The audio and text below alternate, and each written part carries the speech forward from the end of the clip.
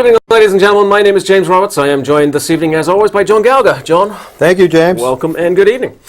This evening is the October the 16th edition of Effective, Efficient, Affordable, and above all, Accountable to You, the show that takes a look at what can best be described as the mess that is government here in Winstead and asks, when is zero not a zero? Three primary topics for this evening's television program. We will touch upon the reval, give you an update as to what is happening with home sales here in Winstead and what that means for the reval process. We will finish the story that we started last week on subsidized housing, one of the core issues at the heart of the reval problem. And then we will move into the budget. Just by way of reminder, budget referendum is on Saturday, October 27th, 8 a.m. to 8 p.m., Pearson School. We will be voting no because this budget solves none of our problems. If you intend to vote absentee, your window for doing so by mail is coming to a close. You probably have a day or so left to get in contact with the town clerk. You can email or scan, or fax, I beg your pardon, your application into the town clerk to save a little bit of time. But it's really only the next 24, 48 hours that you have the opportunity to do it by mail. You may, whilst this is a hassle, you may attend Town Hall in person and vote absentee at any time up to the Friday, the 26th of October. Just Thursday nights till 7. Thursday it is open till 7. Fridays it closes at 12 noon. For those of you who are watching on Charter as opposed to online, quick shout out for Jay Badahazy. Please stay on the program and watch his show at 7 o'clock. He has another 2-hour show coming up, all sorts of good things about some of the more extraordinary developments that are unfolding in Town Hall. With that, let's move into the meat of this evening's show. John, why don't you give us a quick update on the reval process? Well, as you know, I've been following the reval, or actually home sales, since 2007. I did the quarter from 1 July 2012 to 1 October 2012.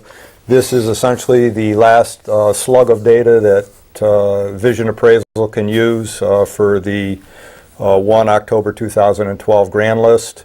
And it's important to say the last slug of data that you can use in your appeals of whatever comes down the pike in December. A total, 37 sales, 5 around the lake, 180 East Lake, 130 East Wakefield, land on East Wakefield, 137 East Lake, 149 East Lake, which was waterfront. That one was appraised at $482,850 in 2007, sold for $575. So the waterfront properties of the lake are still commanding a premium. The lake properties that I just mentioned are down, but not substantial. I can give you some substantial downs. Let's go for it. You can look at let's pick 55 Hurlburt Street, just down from the lake. Appraised at $176,500, sold for $110,000, 38% discount. We can look at 26 Oak, appraised for $161,000, sold for $135,800. We can look at 99 Bridge, $179,100, sold for $85,000. There are a few condominium sales in here. They seem to be holding up better. Birdsville, I'm just going around the town, $175,700, sold for $129,900. I mean, you're looking at stuff in the old town down 30 to 40%. 30 to 40%. We're looking at carnage, ladies and gentlemen. I mean, there's no better word for it than that. If you want a few more, we can parcel out a few more here. Let's do 32 Halbert Avenue, $155,400, sold for $139,000. 154 Lincoln Avenue, $153,200, sold for $109,900. 40 Oak Street, my area, $131,300, sold for $85,000. Marshall Street seems to be holding up. There's a couple on Marshall Street. They're down, but not as much as the other areas. 28 Birdsall Street, 173.6, sold for 135. 149 Pratt Street, appraised 151.9, sold for 59,108. So, if anybody's telling you that the down is even throughout the town, they're blowing smoke, number one. Number two, they don't know what they're talking about. And number three, this whole deal, everybody wants to put into next year, but the the mean and the standard deviation is so great that there are going to be winners and there are going to be terrible losers in this whole process. And if you're a waterfront property at the lake or somebody in Winchester or on Marshall Street, you're a loser by a long shot. This is going to be a world of pain, ladies and gentlemen. There are no winners in this reval process. And let's just quickly remind you of why this is important. And let's first dispel with this absolute nonsense, this misinformation that Selectman Perez is putting out there, that you don't need to worry about this because this happens next year and not this year. Well, first things first, next year is 6 months' time. It's coming up pretty quick. Secondly, any rational person would say that if you're facing a gigantic bill next year, the first thing that you do this year is start saving your pennies. You save your pennies, ladies and gentlemen. You don't increase the budget, you don't increase your spending, you don't do any of those things. You save your pennies if you're expecting a gigantic bill next year. That's what a responsible person does. You don't go out and party like it's the end of the world unless you're actually planning on going bankrupt. Now, the possibility of this town going bankrupt is increasing day by day. But I would certainly hope that no one is planning for that eventuality. And given that fact, presented with the prospect of a giant bill in the form of the reval, we got to start saving our pennies. We have to start preparing you, the citizens, for what is going to be a very, very painful situation. Let's just walk through some numbers. I mean, John has sort of just shown you that the trends that we have been talking about for the last several months are continuing. Downtown down 40%, perhaps more. Premium properties at the lake up. The rest of the lake flat to slightly down. Winchester Center flat to slightly down. What does this mean? If the total grand list, the sum total of all of the property in town, the sum total of our ability to raise taxes, if the total grand list drops by 20%, the mill rate will rise by 25%. That's just math. That's literally saying if the grand list drops by 20%, then you have to increase taxes by 25% to raise the same amount of money. So if you're a homeowner at the lake, if your house is worth the same today as it was 5 years ago, you will pay 25% more in taxes. Not because the value of your house went up. It didn't. Not because the budget went up. Doesn't do that in our analysis. Simply because the value of somebody else's house went down, you will face a 25% increase in your taxes, simply because the current regime and past regimes have chosen to ignore downtown, to write off downtown as a problem too hard to solve. You will face a 25% increase in your taxes. Now, if you're very fortunate and you live on waterfront property at the lake, you're going to be facing a whole lot more than 25%, ladies and gentlemen. You're going to be up 25% on the old value of your home and up the full 30 plus mils on the increase in the value. You will be looking at changes in your taxes in the order of anywhere between 25 and 100%. Now, there may be only one or two 100%ers, but there'll be a few. But there'll be a whole lot of people in the 25 to 50% range. And I don't know how folks think that everyone at the lake can afford a 50% tax raise. They can't. Simple as that.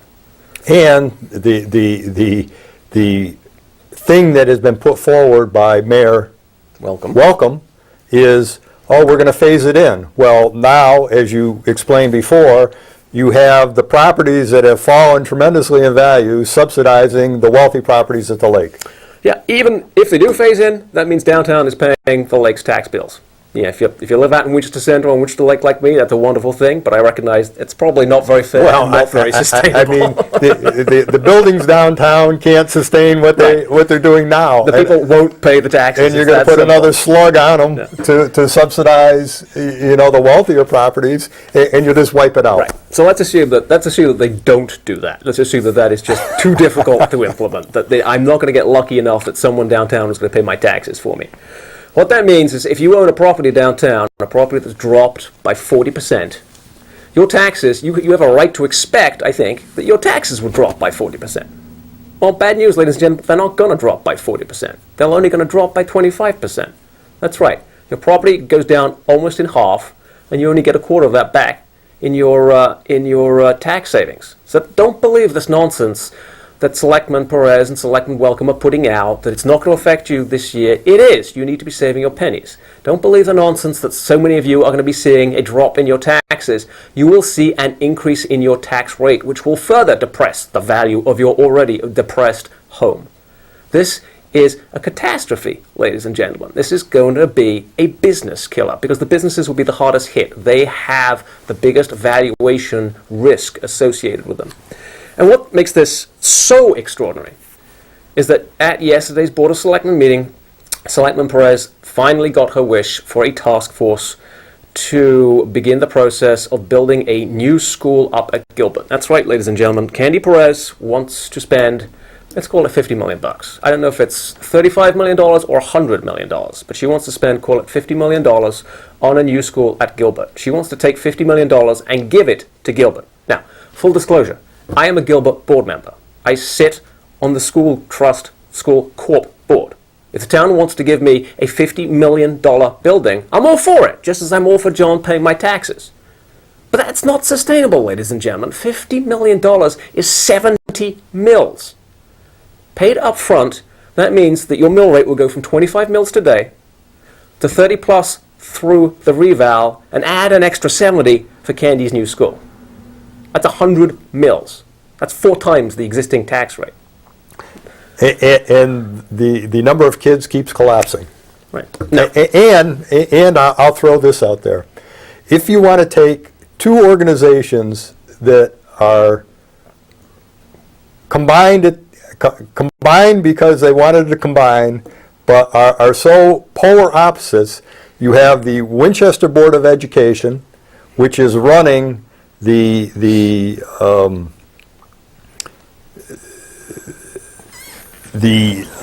public system, which is the Public system. K through 6. K through 6, but also in Gilbert, it's running the Special ed. Special ed, okay?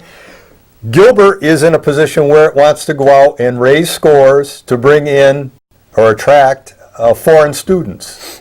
It won't have any part of special ed because it wants to raise scores. So it is outplacing students, and you have the Winchester Board of Ed saying that we have all this space in the school, we're going to bring all the kids back. I mean, you talk about... The whole thing is screwed up. It's so silly, but it's pathetic because it's costing you so much money, and you have administrators all over the place, and nobody knows what they're doing. Right. So, this is going to be a gigantic waste of time. A whole lot of people's expectations are going to be raised. A whole lot of parents are going to be told, good news, we're going to get a brand new building. We're not getting a brand new building, ladies and You gentlemen. don't have enough critical mass to do anything. You got to partner with somebody in the public sphere, whether it be Canton, whether it be Torrington, whether it be Region 7, and understand that your numbers are dwindling tremendously. I mean, they've gone down, 400 or 500 kids over the last 5 years? Yeah, and they've gone down 25% in the last 5 years. I mean, Chair Hofnagel is fond of saying that in the last 5 years, inflation has eaten up $1 million of the school budget. That's 5%, ladies and gentlemen. 5%. It's a real 5%. But we've lost 25% of our kids. I mean, the math doesn't work. The budget is bloated. It's that simple. There's money to be saved. But then they come back and But then they want $50 million for a new building. And the chairperson says, well, we're not going to give you the line item budget so you can look at where it's been spent. Yeah, I mean, these are wild and crazy times here on Main Street in Winston. So that's probably enough on the reval. It's coming. It's ugly.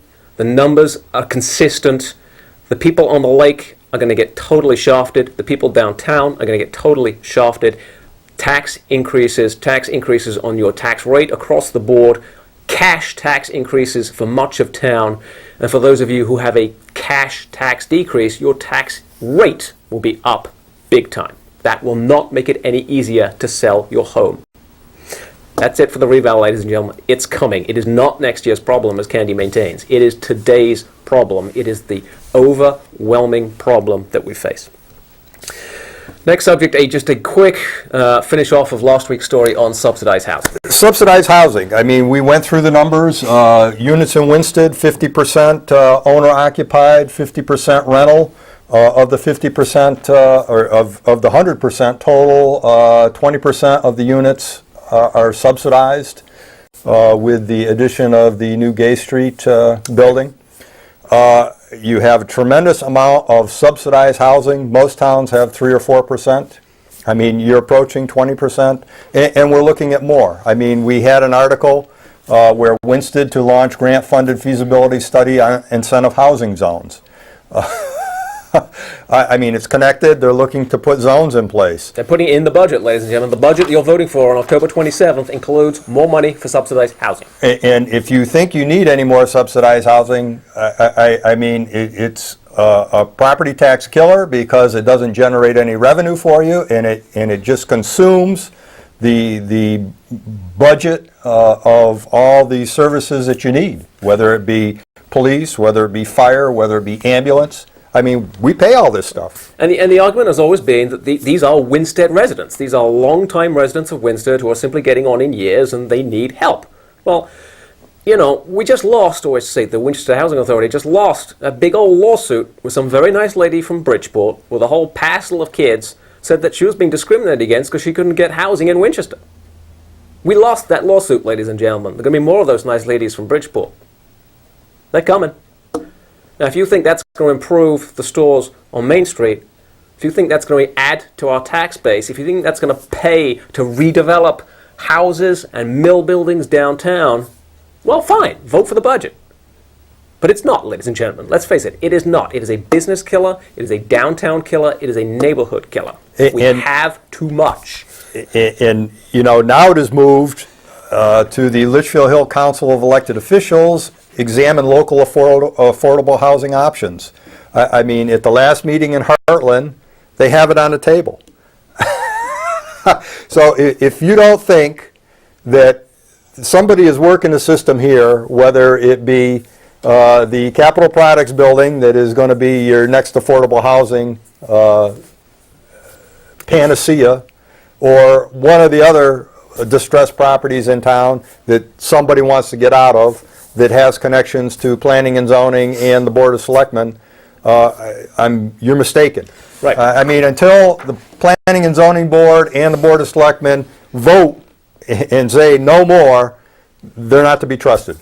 Because Litchfield County wants more of this stuff. They're under pressure from the state and the feds that Litchfield County has too little affordable housing. So But we have enough. So they're going to say, okay, we'll get some more. And you think it's going to Kent? No. You think it's going to Litchfield? No. You think it's going to Salisbury, Lakeville? No. It's going to Winchester. Let's give it to Winchester. That's the way it works, ladies and gentlemen. And this budget funds it. Yeah, we're putting more in the budget. That's where your tax dollars are going. Which brings us to the budget. Reminder, October 27th, Saturday, 8 to 8, Pearson School. Vote no. We still don't have an audit for the year ended June 2011. We still don't have an audit for the year ended June 2012. And I'll inject this, is that the current town manager, Dale Martin, is probably going to be the only town manager in Winsted's history that hasn't produced a budget, hasn't produced an audit, and hasn't chaired a retirement board. So, no one's willing to tell you where your dollars have been spent. No one. The school board just produced a report showing their expenditures for the year ended June 2012. It doesn't even add up. Forget about whether it's right or wrong. It doesn't add up. If no one's willing to tell you where your dollars have been spent, how can they possibly expect you to vote more? This is crazy times. Which brings us to the happy-go-lucky Democrats and the Board of Selectmen have been sending out postcards. We've heard a lot about postcards in recent months. Their postcards are good. We got a postcard from them. Big old banner headline, finally. And it says, finally, the people have spoken and they want a zero. Well, yeah, the people have spoken. We've turned down 3 budgets. But it's not zero we're asking for. It's a solution to some of our problems. Elsewhere in their postcard, or in the flyer that came with the postcard, they have a series of policy platforms that they're espousing and which they would like you to buy into so that you will support their budget. And one of their policy platforms is that we should that we should not restructure Town Hall. They believe that restructuring Town Hall will save no money, will serve no purpose. We've already done too much of it, and we shouldn't do any more. Let us just remind you of the last Charter Revision Commission, a commission that was chaired by Barbara Wilkes. Barbara Wilkes, treasurer of the Democratic Party in town, has her name on this here postcard. Marianne Welcome, current mayor, also on that Charter Revision Commission. They put forward two changes. The second of which was to allow the duties of the finance director to include the financial affairs of the Board of Education, to restructure Town Hall, to make Town Hall more efficient. They put forward that platform. And you voted for that platform overwhelmingly. 2,245 yes, 772 no.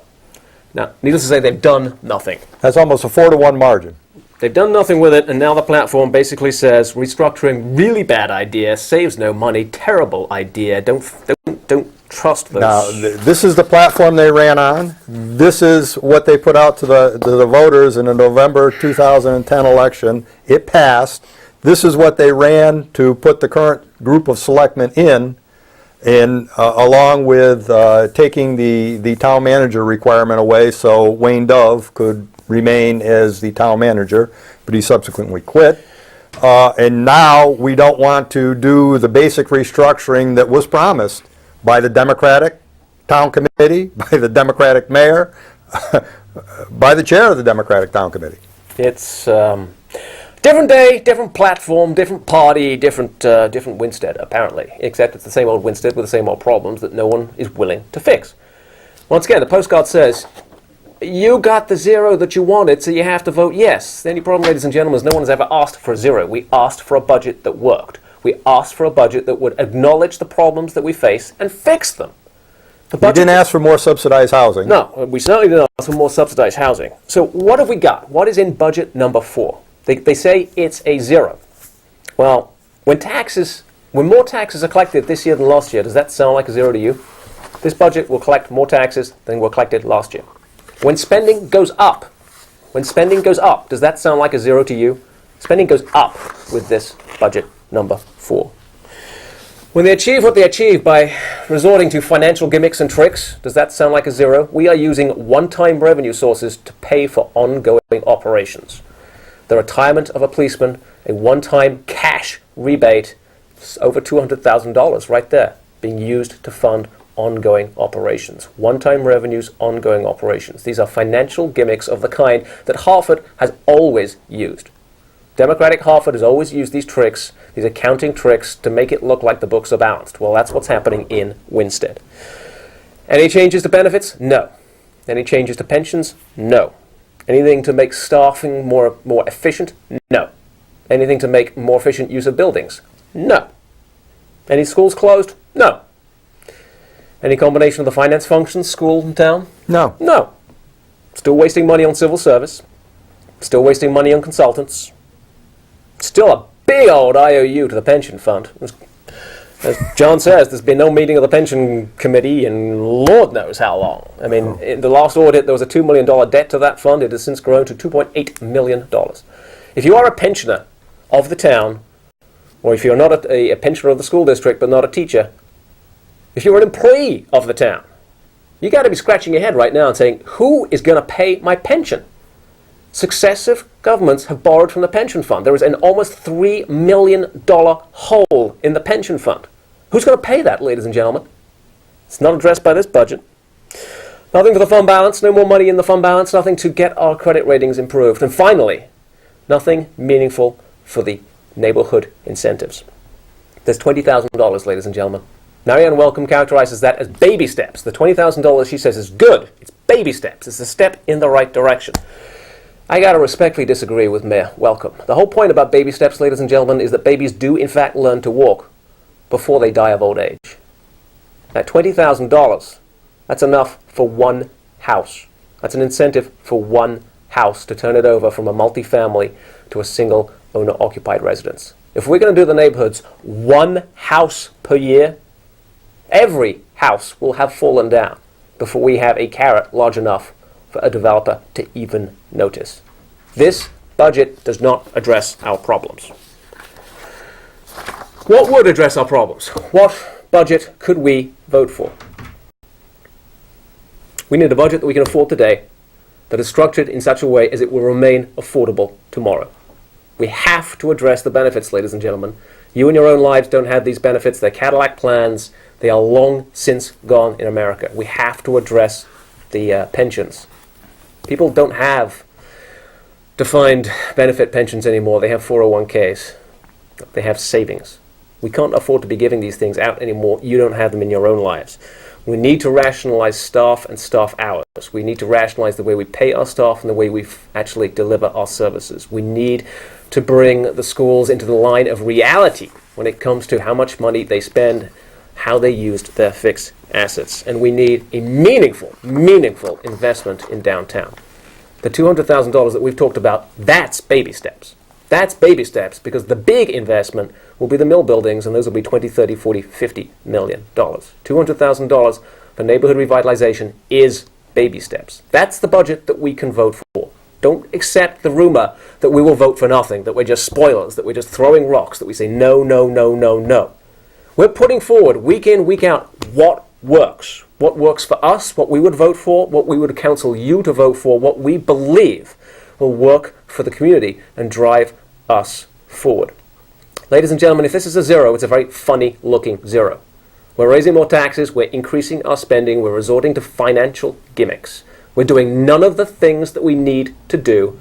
We're perpetuating all of the old abuses that have brought us to the bad situation that we face. And the reval is real, ladies and gentlemen. It is real. It is going to drive your taxes up. If you are at the lake, you are looking at monster tax increases.